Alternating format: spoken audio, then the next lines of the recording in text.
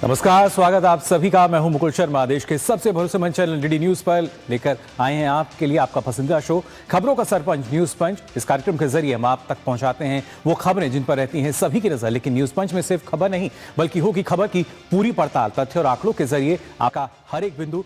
साथ ही ground zero पर मौजूद अपनी टीम से भी जानेंगे एक एक अपडेट और इसके साथ हर खबर पर रखेंगे पैनी नजर। और आज न्यूज पंच के जरिए जिन खबरों पर होगी हमारी नजर, आइए सबसे पहले उनका रुख कर लेते हैं। जी हाँ, सबसे पहले बात करेंगे बिहार को लेकर। बिहार विधानसभा चुनाव की अगर बात की जाए, अब ज्यादा जो दिन है वो बचे नहीं है और ऐसे में हर एक दल जो है वो अलग अलग दावे कर रहा है, वादे कर रहा है। महागठबंधन की तरफ से हमने देखा तेजस्वी प्रण, तो वहीं एनडीए ने भी आज अपना संकल्प पत्र जारी कर दिया है। इस पर आपको और जो अपडेट है वो आपके साथ साझा हम करेंगे और साथ ही साथ आपको बताएंगे जो हमारी दूसरी खबर है। खासतौर से अब पाकिस्तान अफगानिस्तान के बीच अगर बात की जाए तो क्या तुर्की में जो सीज फायर है, जो बात कही जा रही है, वो टिकता हुआ नजर आएगा? क्योंकि लगातार इस तरह की बातें की गई है कि अब कोई भी इस तरह की जो गतिविधि है वो नहीं होगी, लेकिन क्या सीज फायर टिक पाएगा नहीं, ये अपने आप में देखने वाली बात होगी। और उसके साथ साथ न्यूज पंच में आज हम बात करेंगे खासतौर से क्रिकेट को लेकर भी। जो हमारी महिला क्रिकेट टीम है, जी हाँ, चक दे इंडिया किस तरीके से हुआ है, कैसे सेमीफाइनल में हम कह सकते हैं कंगारू के किले को ढेर करते हुए जो टीम इंडिया है वो फाइनल में पहुंच चुकी है। और यहां पर इतिहास रचने का एक सुनहरा मौका कहीं ना कहीं एक बार फिर से भारतीय महिला क्रिकेट टीम के पास नजर आ रहा है। इन खबरों पर नजर डालेंगे, लेकिन सबसे पहले आइए नजर डालते हैं हमारी जो पहली बड़ी खबर है उस पर।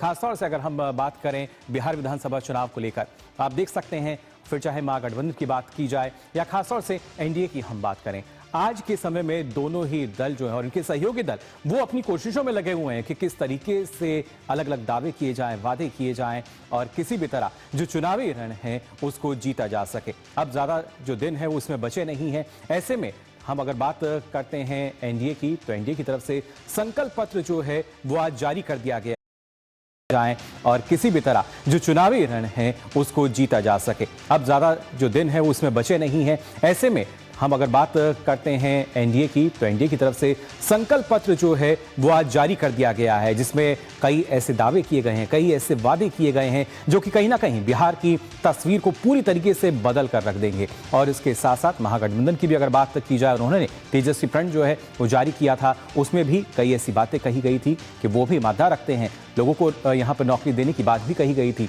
लेकिन किस तरह की शर्तें उसमें लगाई गई और किस तरीके से बिहार की जो जंग है वो तेज होती नजर आएगी, वो आपको समझा देते हैं। सबसे पहले घोषणा पत्रों की जंग की अगर बात की जाए, किस तरीके से देखिए एनडीए का संकल्प पत्र, जिसमें बताया गया कि करीब 1 करोड़ जो युवा हैं उनको रोजगार मुहैया कराया जाएगा।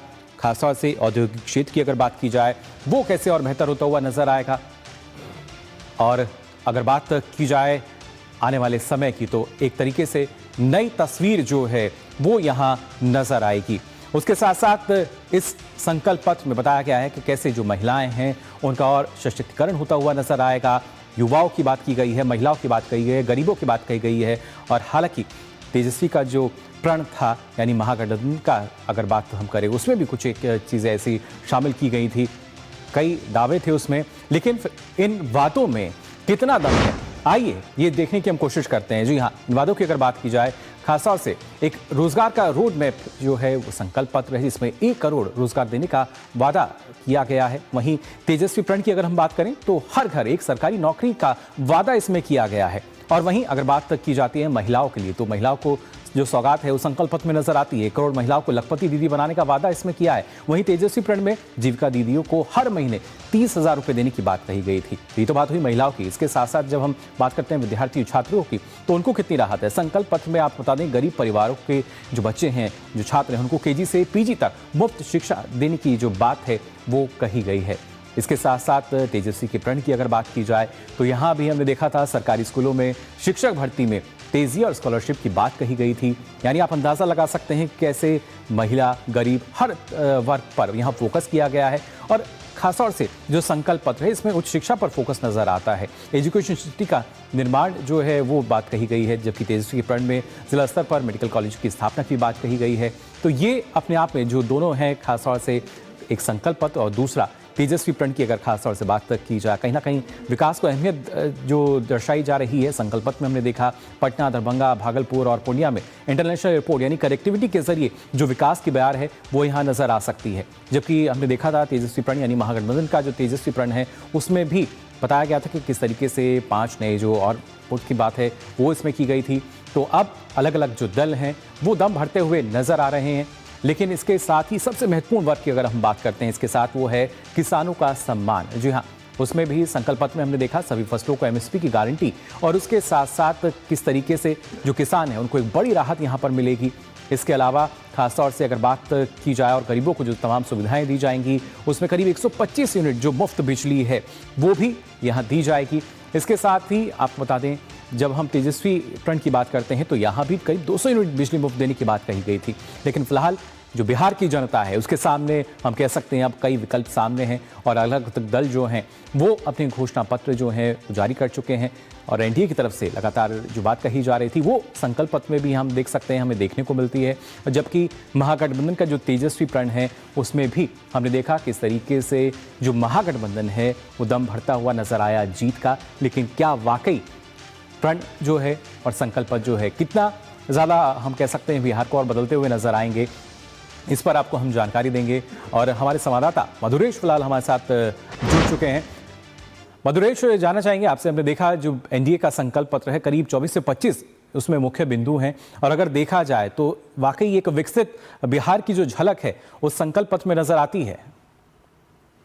हाँ, निश्चित रूप से देखिए ये एनडीए का जो संकल्प पत्र है वो युवाओं, महिलाओं के साथ बिहार के विकास के जुड़े हर पहलू को छूता हुआ दिख रहा है। और सबसे जरूरी बात यह है कि जो युवा हैं उनके पीजी, केजी से लेकर के पीजी यानी किंडरगार्टन से लेकर के पोस्ट ग्रेजुएशन तक के मुफ्त पढ़ाई का इसमें वादा किया गया है। अगर कोई व्यक्ति किंडरगार्टन से पीजी तक की पढ़ाई सरकारी स्कूल और कॉलेज में करता है तो उसको कोई पैसा नहीं लगेगा, ये बात इस घोषणा पत्र में कही गई है। इसके अलावा अगर दूसरी तरफ देखें तो सिर्फ पढ़ाई नहीं, पढ़ाई के बाद रोजगार के साधन कैसे उपलब्ध होंगे इसके लिए भी वादे किए गए हैं। इसमें 1 करोड़ युवाओं को नौकरी देने की बात की गई है। इसके साथ ही करीब 100 एमएसएमई को डेवलप करने की बात कही गई है, 50,000 कुटीर उद्योग लगाने की बात की गई है। तो और इसके अलावा इंडस्ट्रियल कॉरिडोर, उसके बाद डिफेंस कॉरिडोर और चिप की फैक्ट्री वगैरह लगाने की बात कही गई है। तो निश्चित रूप से इससे जो रोजगार है उसका सृजन होगा।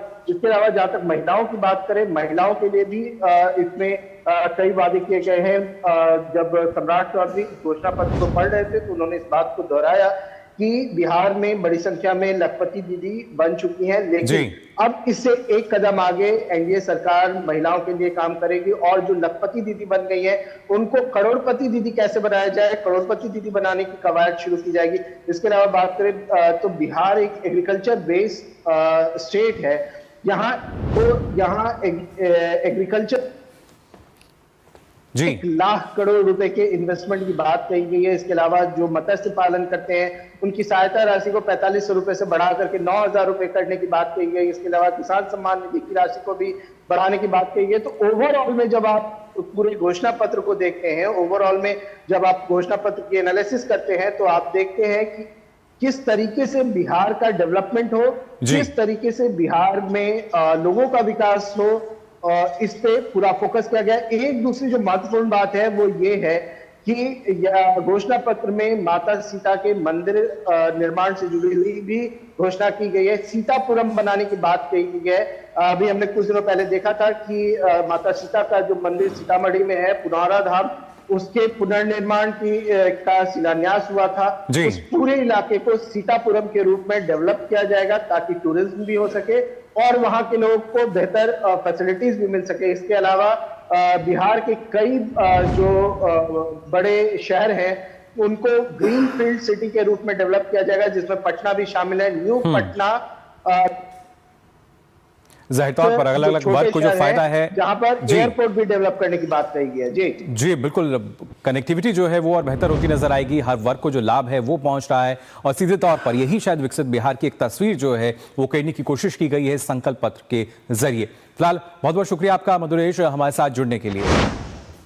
तो बात अगर बिहार की जाए, जाना आपने किस तरीके से एनडीए का संकल्प पत्र भी जारी हो चुका है और इस दौरान एक खास बात और ये रही, एनडीए के जो तमाम सहयोगी दल हैं वो भी उसके साथ मौजूद रहे, जबकि महागठबंधन तेजस्वी फ्रंट जो है सीधा सारी चीज़ों को अपने नाम पर जोड़ते हुए नजर आते हैं। फिलहाल अब देखना होगा जब चुनाव संपन्न होंगे, परिणाम सामने आएगा तो कौन से वादे कितनी जल्दी पूरे किए जाते हैं। फिलहाल न्यूज पंच में हम यहाँ रुकने एक छोटे से ब्रेक के लिए। ओ हरी भैया, अरे वाह, खेतों में कौन सी फसल लगाए हो? 12 महीने कमा कर दे ऐसी फसल। क्या? मैंने नया व्यवसाय शुरू किया है। उसके लिए पैसे? इसमें किसी निवेश की जरूरत ही नहीं। अच्छा, मुखिया जी। अरे मुखिया जी नमस्ते। अरे हरी, कब आ रहे हो? आप बस चलिए, मैं पहुंचता हूं। अब मैं LIC एजेंट हूं। LIC एजेंट बनो, अब बड़ा सोचो। हमारी वेबसाइट पर जाएं या अपनी नजदीकी LIC शाखा से संपर्क करें। ब्रेक के बाद आप सभी का एक बार फिर स्वागत। आप देख रहे हैं न्यूज पंच और इसमें आप आइए बात कर लेते हैं कि आखिर किस तरीके से पाकिस्तान और अफगानिस्तान के बीच जो युद्ध विराम पर सहमति की बात की जा रही है वो कितनी टिकती हुई नजर आएगी। जो यहाँ इस्तांबुल में जो बात है बनती हुई तो नजर आई है, लेकिन क्या आने वाले समय में, आने वाले दिनों में ये जो स्थिति है ऐसी ही बनी रहेगी, इसमें किस तरह का जो बदलाव है वो कुछ नजर आ सकता है या नहीं? क्योंकि इसकी जानकारी जो है तुर्की के विदेश मंत्रालय द्वारा हमने देखा था किस तरीके से सामने आई थी कि पाकिस्तान और अफगानिस्तान दोनों जो हैं एक तरीके से हम कह सकते हैं शांति विराम के लिए, संघर्ष विराम के लिए वो तैयार हो चुके हैं। लेकिन अब से पहले हमने देखा था इस तरीके से सीमा पर इस तरह का जो संघर्ष है वो दोनों देशों के बीच नजर नहीं आया था। लेकिन इस बार अब तुर्की जो है वो आके आया है, जिसने ये बात जो है हम कह सकते हैं की है सीज फायर को लेकर, और इस सीज फायर में क्या कुछ जो शर्तें हैं वो रखी गई हैं, क्या कुछ और जो जानकारी है वो दी गई है, वो आइए आपके साथ हम यहाँ साझा करेंगे। किस तरीके से जो तुर्की सरकार है उसका क्या कुछ कहना है, और जब हम बात करते हैं कि सीज फायर पर जो जानकारी दी गई है खासतौर से तुर्की विदेश मंत्रालय की तरफ से, क्या वो खास जानकारी है वो आपको बता देते हैं। आपको बता दें पाकिस्तान अफगानिस्तान में जो सहमति है वो बनती नजर आई है कि अब जो सीज फायर है उसका उल्लंघन नहीं किया जाएगा। दोनों देश जो हैं वो संघर्ष विराम के लिए राजी हो चुके हैं। और इस दौरान और क्या कुछ शर्तें रखी गई हैं, तुर्की कतर ने जो मध्यस्थता है उसमें एक बड़ी भूमिका निभाई है, जिसके चलते जो शांति वार्ता है उसकी खबर सामने आई। इस्तांबुल में ये शांति वार्ता जो है ये हुई थी और उसकी जानकारी जो है वो तुर्की सरकार की तरफ से दी गई। हालांकि इससे पहले का जो एक दौर था बातचीत का वो विफल रहा था, लेकिन अब सीज फायर पर जो बात है वो बनती हुई नजर आ रही है। और इसके साथ साथ अगर देखा जाए तुर्की की तरफ से जो जानकारी दी गई थी, लेकिन अब अगर देखा जाए जो जानकारी सामने आई है तुर्की की तरफ से, क्या वो जानकारी थी वो भी आपके साथ हम यहाँ साझा कर लेते हैं। जो जानकारी दी गई है, तुर्की का जो बयान सामने आया है, आपको बता दें उसमें सीधे तौर पर बात कही गई है कि 25 से 30 अक्टूबर तक जो वार्ता है वो दोनों देशों के बीच चली थी, दोनों पक्षों के बीच चली, और दोनों पक्षों के बीच कई मुद्दों पर सहमति जो है वो अब बन चुकी है। हालांकि इससे पहले जो वार्ता थी विफल रही थी। निगरानी और सत्यापन तंत्र स्थापित करने पर जो दोनों देश हैं, दोनों पक्ष वो राजी हो चुके हैं, और उसके साथ साथ क्रियान्वयन पर चर्चा करेंगे। और खासतौर से अगर देखा जाए शांति बनाए रखने में दोनों देश जो हैं वो मदद करेंगे। इसके साथ ही जो शर्त लगाई गई है वो ये है कि उल्लंघन करने वाला जो पक्ष है उस पर दंड लगेगा। जी हाँ, दंड का प्रावधान इसमें रखा गया है, और भविष्य पर जो चर्चा है वो जारी रखने पर भी सहमति हुई है। और खासतौर से आपको बता दें 6 नवंबर को इस्तांबुल में जो अगली बैठक है अभी वो भी होनी बाकी है। और ऐसे में थोड़ा सा संशय जरूर नजर आता है कि अगली बैठक भी अभी होगी, क्या उससे पहले भी इस तरह की कोई जो खबर है वो सामने आ सकती है, या जो एक शांति वार्ता है, जो स्थिति बनी हुई है जिसकी घोषणा तुर्की ने की है, वो स्थिति लगातार नजर आती रहेगी। क्योंकि जिस तरीके से हमने देखा था दोनों देशों के बीच, और अफगानिस्तान की बात की जाए, पाकिस्तान की बात की जाए, दोनों ने बताया कि एक दूसरे को किस तरीके से जो नुकसान है वो दोनों देशों में पहुंचा था। लेकिन इस दौरान अब जो मध्यस्थता है वो यहाँ पर कहीं ना कहीं होती हुई नजर आई है, और अब जो दूसरी बैठक है उसमें भी देखना ये होगा कि क्या कुछ उसके जरिए निकल कर आता है। फिलहाल हमारे संवाददाता अखिलेश सुमन जो हैं वो और अपडेट के साथ हमारे साथ जुड़ चुके हैं। अखिलेश, जानना चाहेंगे आपसे, क्या वाकई हम मान सकते हैं कि जो अब सीज फायर की बात सामने आ रही थी वो सही है, क्योंकि एक बैठक अभी 6 नवंबर को भी होनी है? हाँ, देखिए 6 नवंबर को जो बैठक होने वाली है वो बहुत महत्वपूर्ण है, और अभी तो ठीक है वो सीज फायर के लिए तैयार हो गए हैं, और इस मामले में कह सकते हैं कि वेरिफिकेशन कैसे होगा इस पर महत्वपूर्ण चर्चा होनी है। कि वेरिफिकेशन में बताया ये जा रहा है कि तुर्की और कतर के जो लोग हैं अधिकारी हैं वो शामिल रहेंगे। पाकिस्तान ने अभी कहा है कि तहरीके तालिबान पाकिस्तान जो है उनको नियंत्रण करे। तालिबान का कहना है कि उन पर हमारा नियंत्रण नहीं है। तो अगर तहरीके तालिबान पाकिस्तान अगर कोई कार्रवाई करता है पाकिस्तान के अंदर, तब उसकी जिम्मेदारी कौन लेगा? तहरीके तालिबान कहता है या तालिबान सरकार जो कहती है कि वो सीधा हमारा कोई उसमें मतलब नहीं है, वो अपनी गतिविधि कैसे चला रहे हैं। तो अब वेरिफिकेशन का जो तंत्र बनेगा, वेरिफिकेशन और क्रियान्वयन का वो तंत्र देखेगा कि किन किन जगहों से तहरीके तालिबान के लोग हैं वो पाकिस्तान में प्रवेश कर रहे हैं। अगर उनके प्रवेश करने का रास्ता पता चले तो उन रास्तों को सील करने की बात होगी या उन रास्तों पे तैनाती करने की बात होगी। मॉनिटरिंग में किन किन उपकरणों का इस्तेमाल किया जाएगा, क्या हवाई जहाज का भी इस्तेमाल किया जाएगा, ड्रोन का इस्तेमाल किया जाएगा, इन सारी चीजों पे अभी चर्चा होनी है। क्योंकि यह अभी कह सकते हैं कि बहुत ही बेसिक स्तर की बात है कि दोनों तैयार हुए हैं कि हाँ वो सीज फायर करेंगे। लेकिन ये जितनी जल्दी वो सीज फायर करने के लिए तैयार होते हैं उतनी ही जल्दी सीज फायर टूटता भी है, क्योंकि दोनों तरफ उकसावेबाजी करने वाले लोग हैं। पाकिस्तान की पूरी जो रणनीति होती है किसी भी तरीके से अफगानिस्तान को अपने चंगुल में रखना, उसकी पूरी आवाज को दबा कर रखना, और उसके बाद जो अफगानिस्तान का है कि अपने बॉर्डर की सुरक्षा करनी है। दूसरी बात है कि तहरीके तालिबान को जन्म भी कह सकते हैं कि वो पाकिस्तान में ही हुआ था, पाकिस्तान का ही वो कह सकते हैं कि वहीं से प्रेरणा लेकर तहरीके तालिबान बना था। तो पाकिस्तान जब तक अपने यहाँ जो आतंकवाद की फैक्ट्री है उस फैक्ट्री को नहीं बंद करता है, तब अफगानिस्तान में जो आतंकवाद है या अफगानिस्तान में जो ऐसे तत्व हैं उन तत्वों पर भी लगाम लगाना उनके लिए काफी मुश्किल होता है। तो अब निश्चित तौर पर अफगानिस्तान और पाकिस्तान के बीच में जो बात होगी इन मुद्दों पर भी शायद बात हो, क्योंकि हमेशा ये तालिबान कहता है कि हमको किन से दोस्ती रखनी है, हमको किन से संबंध रखना है। बिल्कुल अखिलेश, लेकिन संघर्ष विराम का उल्लंघन करने पे जो दंड का इसमें प्रावधान रखा गया है, किस तरीके से हम कह सकते हैं उसको लागू किया जाएगा?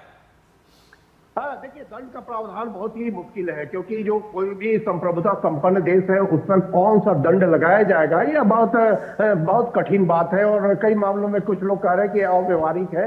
जब सहमति बनती है तो सहमति के बिंदु होते हैं, उनमें दोनों पक्षों को जो वादा करते हैं उन वादों को पूरा करना होता है। दंडात्मक कार्रवाई से कोई जो ग्रुप है तहरीके तालिबान पाकिस्तान जैसा जो ग्रुप है वो मानेगा नहीं। अगर तालिबान सरकार के खिलाफ कोई दंड लगता है तो उससे उसको कोई मतलब नहीं है, वो एक स्वतंत्र समूह है। उसकी तरफ से पाकिस्तान की सेना कहती है कि अगर हमारी तरफ से कोई होगा तो हम उसके लिए जिम्मेदार नहीं होंगे, अगर जो गैर सैन्य होगा। और उनका यह भी कहना होता है कि हम आतंकवादियों के खिलाफ कार्रवाई करेंगे तो उसमें हमारी जिम्मेदारी नहीं होगी। तो एक बहुत क्लिष्ट बात है जो मुझे लगता है कि अगले 6 नवंबर को जब बात होगी तो इसकी नीति गिटी पे चर्चा होगी और उसमें तय करेंगे कि किस तरह से ये जो एक आइडियलिस्टिक जो एक कन्वर्जेंस बनाने की कोशिश हो रही है उस पर किस तरीके से क्रियान्वित करेंगे। अब देखना है कि कतर और जो तुर्की है उनके लोगों का क्या उनकी क्या सियासत होती है कि किस तरीके से वो पाकिस्तान को शांत करेंगे, वहां की सेना को लगाम लगाएंगे और इधर तालिबान। बिल्कुल ये देखना होगा जो संघर्ष विराम की बात कही जा रही है वो आखिर कब तक टिकी रहती है, क्योंकि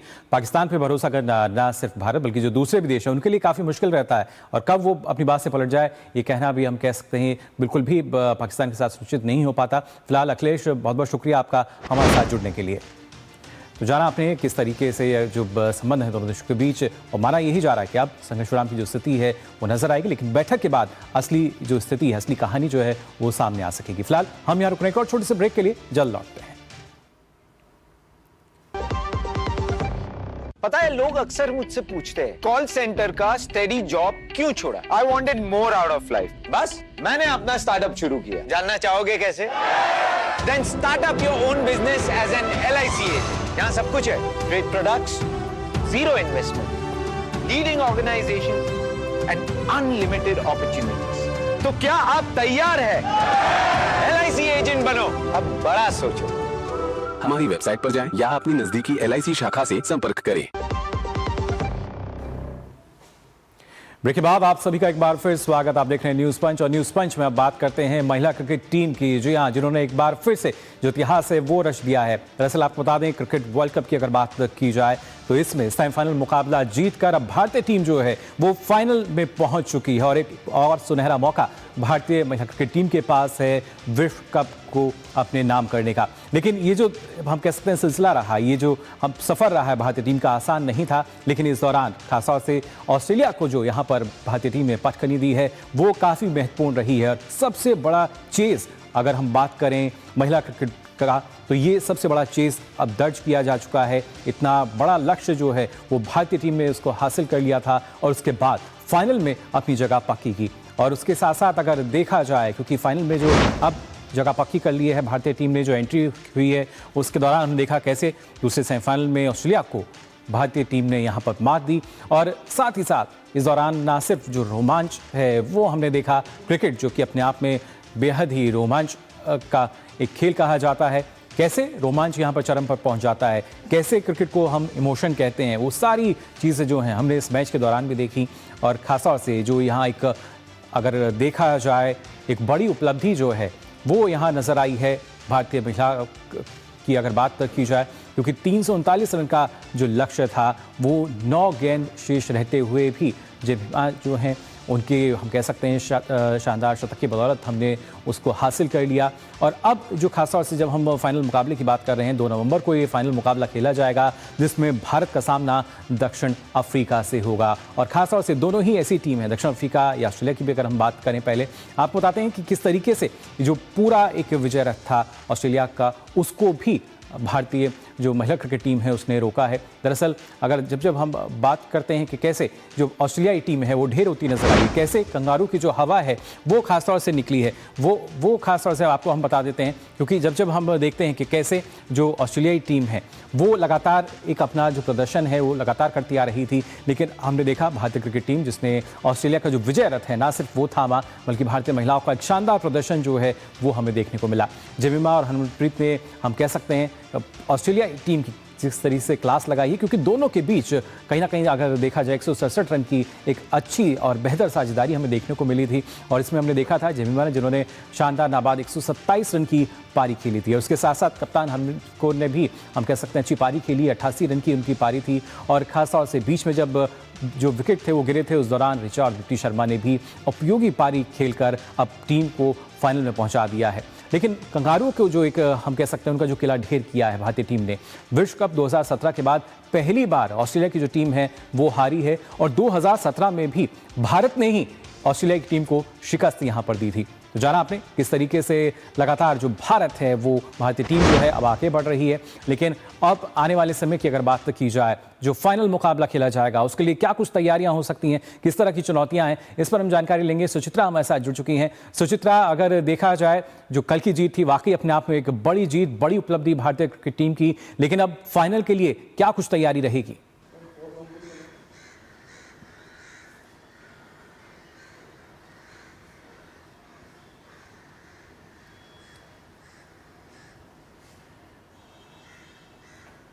तो भारतीय महिला क्रिकेट टीम जिसकी अगर बात की जाए तो हमने देखा कैसे कंगारू पर जो जीत भारतीय टीम ने दर्ज की है, और उसके साथ बिल्कुल मुकुल, लीग स्टेज में, ग्रुप स्टेज में जब हम मिले थे ऑस्ट्रेलिया से तो हमने कुछ उस मैच में गलतियां की थी। हमने 330 रन बनाए थे, लेकिन फिर हमने ऑस्ट्रेलिया को वो 330 रन चेज भी करने दिए थे। लेकिन कल के इस मुकाबले में हमने देखा कि किस तरह से जी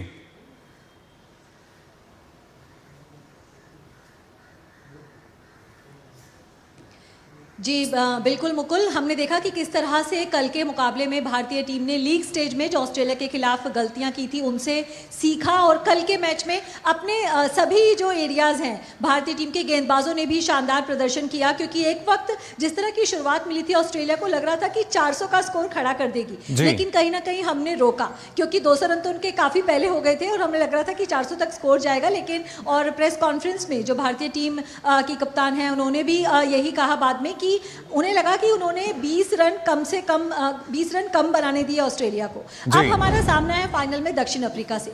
दक्षिण अफ्रीका से जब हम लीग स्टेज में मिले थे वहां पर भी एक वक्त हम उस मैच को जीतने की स्थिति में थे। दक्षिण अफ्रीका को जीतने के लिए 100 से ज़्यादा रन चाहिए थे और हमने उनके 7 विकेट गिरा दिए थे। लेकिन वहां पर हमने उनके निचले क्रम के बल्लेबाजों को, उनकी जो खिलाड़ी हैं नडीन डी क्लर्क, वहां पर एक मैच जिताऊ पारी वो 84 रन की खेल गई थी और उस मैच को जिताकर ले गई थी अपनी टीम के लिए। तो वो एक जीता हुआ मैच भारतीय टीम ने गंवा दिया था दक्षिण अफ्रीका के खिलाफ। तो अब यही उम्मीद है कि एक वक्त में भारतीय टीम उस मैच को भी, ऑस्ट्रेलिया के खिलाफ वाले मैच को भी जीतने की स्थिति में थी। लीग में वहां पर नहीं जीती थी, लेकिन सेमीफाइनल में जीती। और अब अगर दक्षिण अफ्रीका है तो इसके खिलाफ तो हमारे रिकॉर्ड्स भी अच्छे हैं। दोनों के बीच कुल मिलाकर 34 मैच खेले गए हैं, जिसमें से 20 मैच भारतीय टीम ने जीते हैं और 13 मैच दक्षिण अफ्रीका ने जीते हैं। तो यहाँ पर रिकॉर्ड्स में भी हमारा पलड़ा भारी है। और लीग स्टेज में हमने देखा है कि एक वक्त हम उनके खिलाफ जीतने की स्थिति में थे।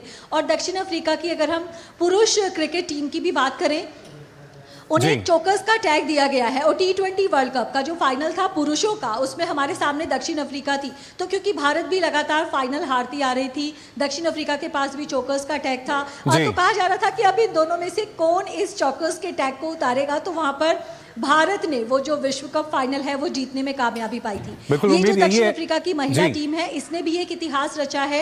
दक्षिण अफ्रीका की ये पहली महिला क्रिकेट टीम है जिसने वनडे विश्व कप के फाइनल में जगह बनाई। बिल्कुल सुचिता, उम्मीद यही है कि ना सिर्फ भारतीय टीम ने जगह बनाई है बल्कि विश्व कप को जीतने में भी कामयाब रहेगी। और जिस तरीके से तैयारियां हैं और जिस तरीके से आपने बताया साउथ अफ्रीका के साथ भी, वो काफी महत्वपूर्ण। फिलहाल बहुत बहुत शुक्रिया। तो जाना आपने क्या कुछ तैयारी भारतीय टीम की रहेगी दक्षिण अफ्रीका के लिए और एक नई उपलब्धि कैसे भारतीय टीम ने अर्जित की है। फिलहाल के लिए न्यूज पंच में बस इतना ही। पूरी टीम को दीजिए अनुमति। नमस्कार।